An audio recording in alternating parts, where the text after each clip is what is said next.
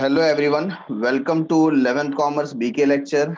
We are in depreciation chapter currently, and right now we will start with the practice problem number 5, which is in front of you. Samir and company, Mumbai purchased a machine worth rupees 2 lakh on 1st April 2016. तो हम यहाँ per year 1 सबसे पहले draw कर रहे हैं.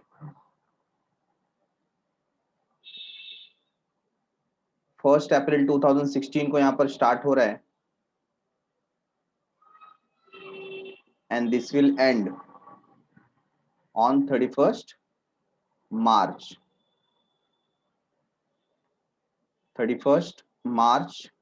2017. ये period में ये एंड हो रहा है और आप देख रहे हैं कि 2 लाख रुपीस का जो मशीनरी है वो यहाँ पर ही परचेस किया गया है. ठीक है.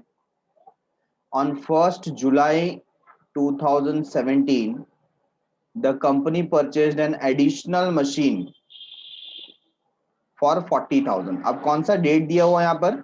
जुलाई 2017. तो जुलाई 2017 इस डेट के बाद आएगा, राइट है. तो यहां पर सबसे पहले एंड में हम क्या चार्ज करेंगे? डेप्रीशिएशन. तो डेप्रीशिएशन के लिए ईयर एंड क्या दिया हुआ है? 31st मार्च. और रेट कुछ दिया हुआ है क्या? Yes, it is given as 10%. So 2 lakh rupees पे आप 10% कैलकुलेट करेंगे for the period of 12 month, whole 12 month, है ना. तो कितना आ जाएगा? 20,000 रुपीज.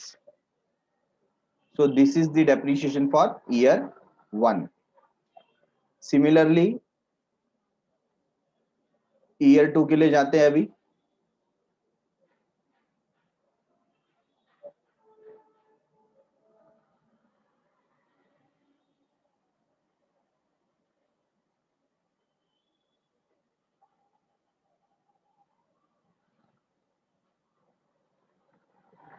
ईयर 2 में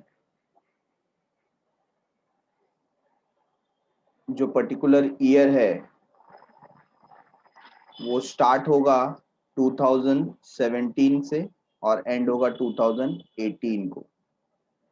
अब आप देख रहे हैं कि इन्होंने नेक्स्ट डेटा दिया है 1 जुलाई 2017 का. 1 जुलाई 2017, somewhere here.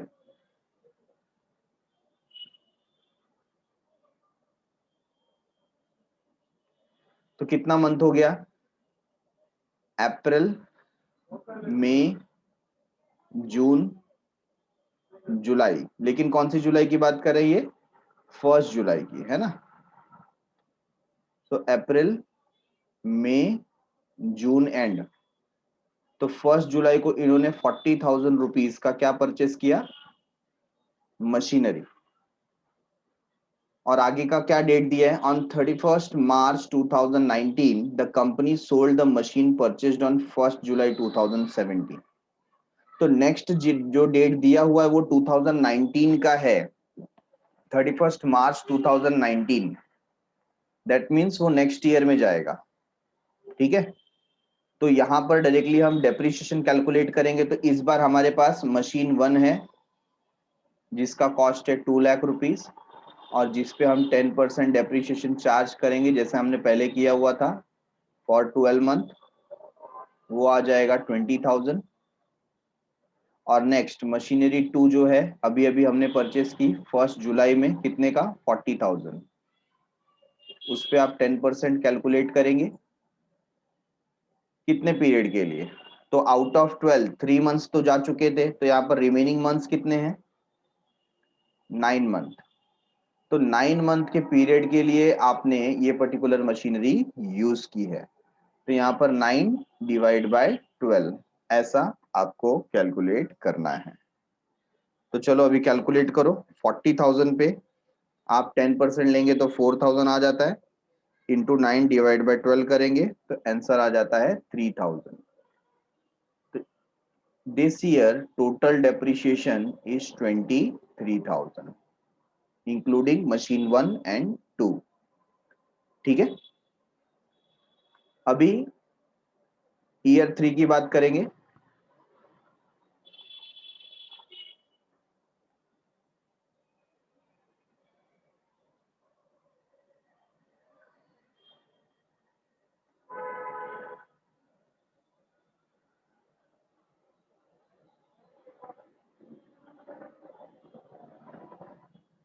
ईयर 3 स्टार्ट होगा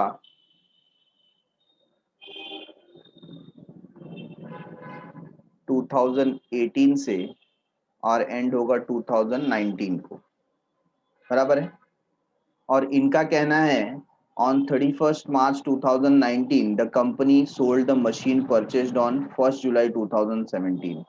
तो ये जो पर्टिकुलर असेट हमने परचेस किया था, ये इस दिन पे हम क्या करेंगे, सेल। मतलब थर्ड ईयर पूरा कंप्लीट होने के बाद हमें सेल करना है, ठीक है। और दूसरा डेटा क्या दिया है हमें, हमें दिया गया है company writes off depreciation at the rate 10% on original cost and the books of accounts are closed every year on 31st March। तो यहाँ पर हमारे पास ये दो ही असेट है, जिसमें से सेकंड असेट हमने थर्ड ईयर के एंड में सेल कर दिया। क्या रेट पे सेल किया, हमने उसको 35,000 पे सेल किया, ठीक है। तो होना क्या है, थर्ड ईयर में क्या होगा, सबसे पहले आप दोनों असेट के ऊपर डेप्रिसिएशन चार्ज करेंगे। तो जब आप डेप्रिसिएशन चार्ज करेंगे for third year on 31st March 2019, तो असेट 1 जो है 2 लाख रुपीस का, उस पे 10% आपको लेना पड़ेगा हर बार की तरह। वो कितना आएगा, 20,000। सेकेंड असेट जो हमारे पास है वो है 40,000 का, उस पे आप 10% कैलकुलेट करेंगे। और इस बार ये एसेट भी पूरा 12 मंथ यूज हुआ है, तो 4,000 का डेप्रिसिएशन आएगा। तो टोटल डेप्रिसिएशन इज 24,000, ठीक है। अब हम कैलकुलेट करेंगे वर्किंग नोट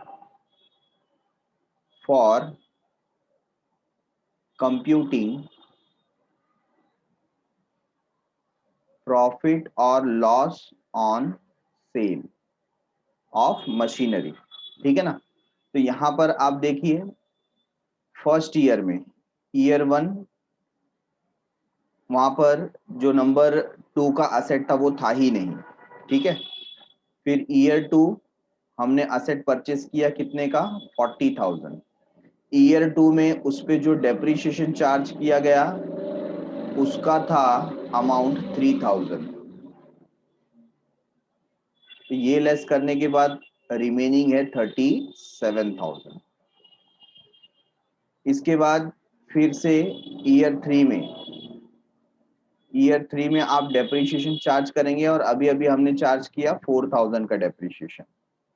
तो यहाँ पर जो बैलेंस आया है वो है लेस करने के बाद 33,000 का, और हमने इसे सेल किया है, सोल्ड फॉर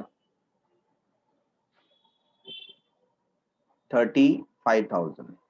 35,000 में हमें सेल किया है। तो जो बैलेंस बचा 2,000, ये हमारे लिए क्या है, profit.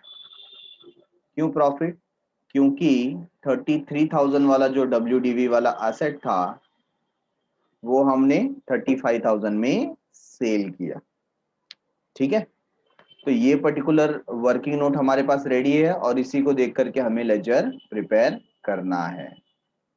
Got it everyone? Now let us move towards the solution part. ये तो हमारा वर्किंग नोट हो गया, अब हम सॉल्यूशन की तरफ आगे बढ़ रहे हैं।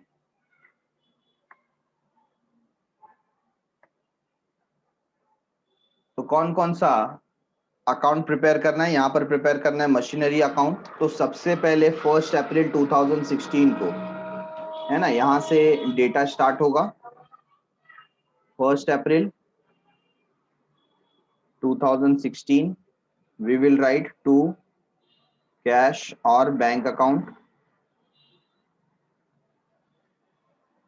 हमने देखा 2 लाख रुपीस का असेट फर्स्ट ईयर में परचेस हुआ है। और 31st मार्च 2017 को we will charge depreciation. So by depreciation amount first year में डेप्रीशिएशन का अमाउंट 20,000 था,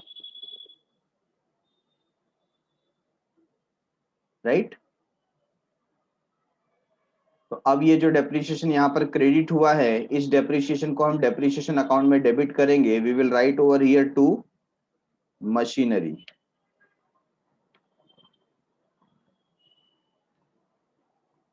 मशीनरी अकाउंट और अमाउंट आ जाएगा 20,000.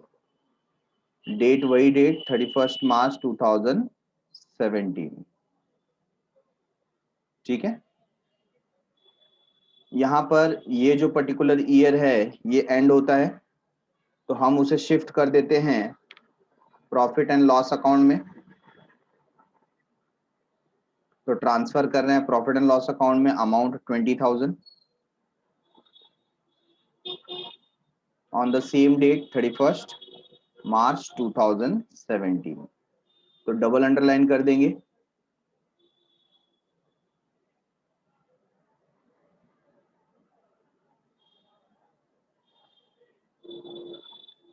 ओके. अच्छा, यहाँ पर ये एंड हो गया, तो मशीनरी अकाउंट को भी क्लोज करना होगा. So here as well we will take total as 2 lakh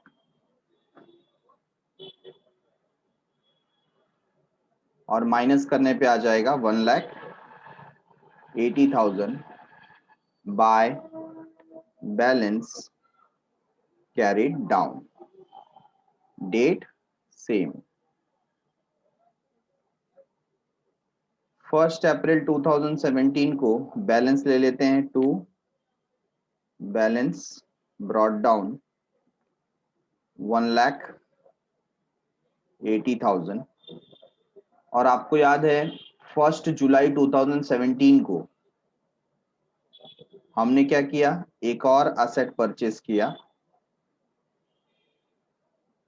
so you will write to cash और बैंक और उसका अमाउंट आ जाएगा 40,000.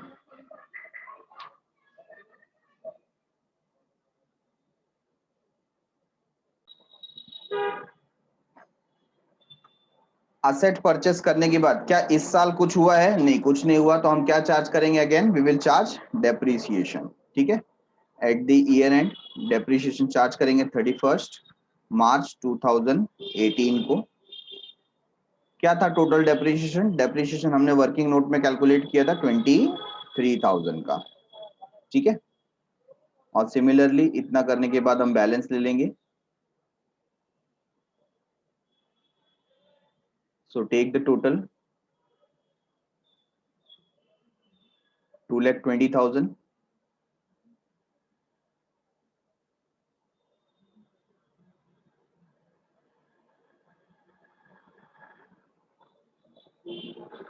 और माइनस करेंगे 2,20,000 माइनस 23,000.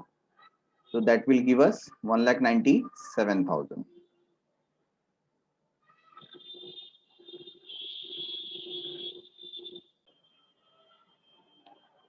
और इसी तरीके से डेप्रीशिएशन जो हुआ है उसे हम डेबिट कर देते हैं. Same date 31st March 2018 value है 23,000. डबल अंडरलाइन कर देंगे.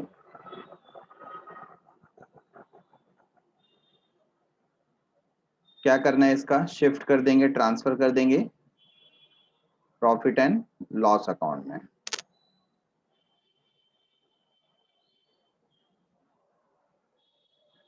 On 31st March 2018. ठीक है.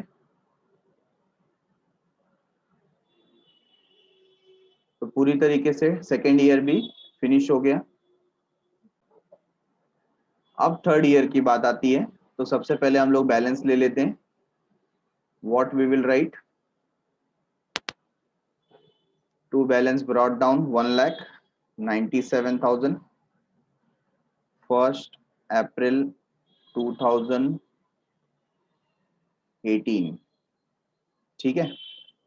अच्छा, इस साल क्या हुआ? इस साल हमने असेट को सेल किया, लेकिन अच्छी बात यह है कि पूरे साल यूज करने के बाद, 12 मंथ यूज करने के बाद सेल किया। सो 12 मंथ यूज करने के बाद पहले हम डेप्रिसिएशन चार्ज करेंगे 31 मार्च 2019 को, and you will right bye depreciation. कितना डेप्रिसिएशन आएगा टोटल? 24,000। ठीक है, ये डेप्रिसिएशन हम डेप्रिसिएशन अकाउंट में डेबिट कर देते हैं 24,000।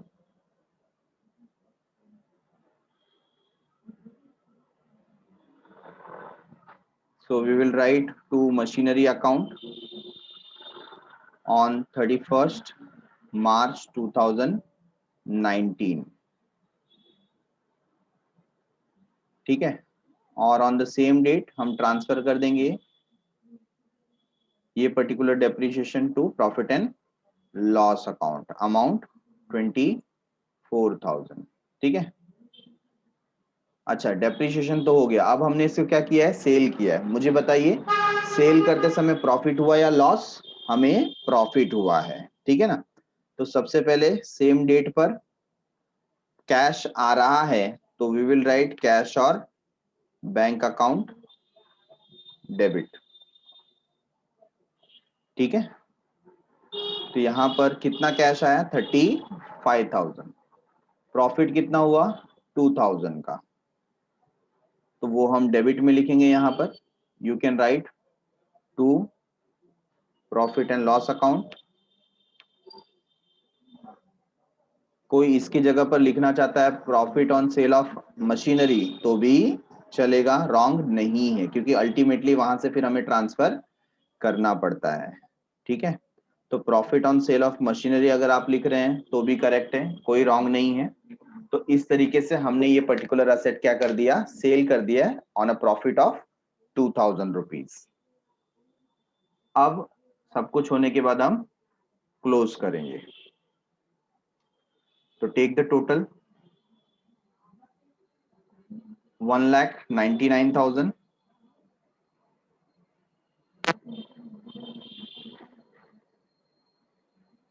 डबल अंडरलाइन कर लेते हैं,